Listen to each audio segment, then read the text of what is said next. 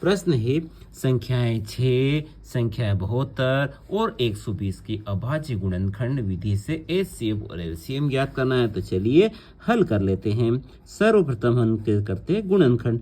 6 के गुणनखंड करेंगे तो चूंकि ये सम संख्या है तो 2 का भाग जाएगा, 2 तिया 6 और फिर 3 में 3 का ही जाएगा, 3 एकम 3। ये हो गए इसके गुणनखंड। अब करते हैं अपन 72 के गुणनखंड।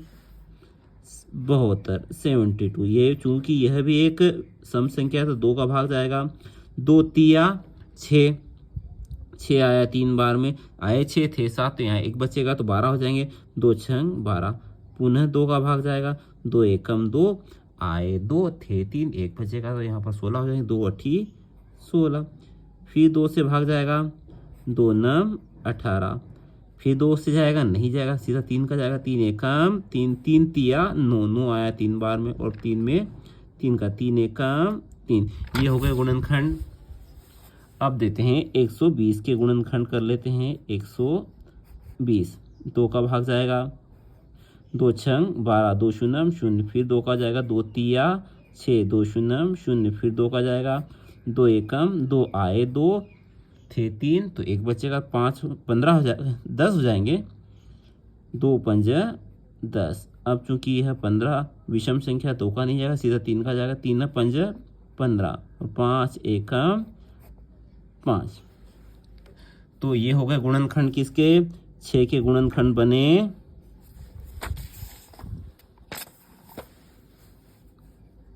2 गुणित 3। 72 के गुणनखंड क्या बने? 2 गुणित 2 गुणित 2 गुणित 3 गुणित 3। और 120 के गुणनखंड क्या बने? 2 गुणित 2 गुणित 2 गुणित 3 गुणित 5। ठीक है, गुणनखंड हो गए। अब इनका हम देख लेते हैं एलसीएम। एलसीएम तो भैया 2 यहाँ भी है, 2 यहाँ भी है और 2 यहाँ भी है, तो यहाँ से निकल आया 1 2।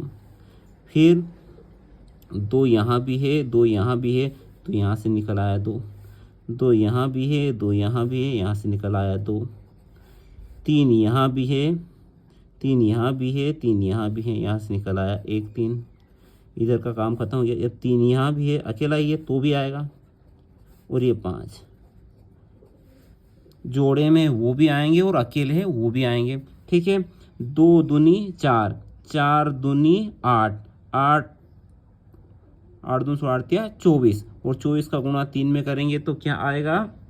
72। और 72 का गुणा 5 में करेंगे तो 5 दूनी 10 और 5 तो 35 35 और 1 36, यानी 360 आपका LCM आएगा, 360।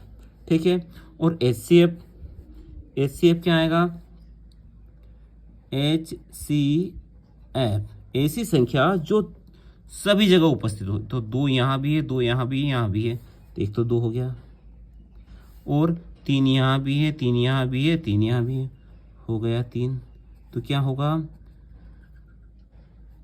HCF आया 2 तिया 6। आशा है उक्त प्रश्न आपको समझ में आया होगा। LCM और HCF हमने एक साथ निकाले।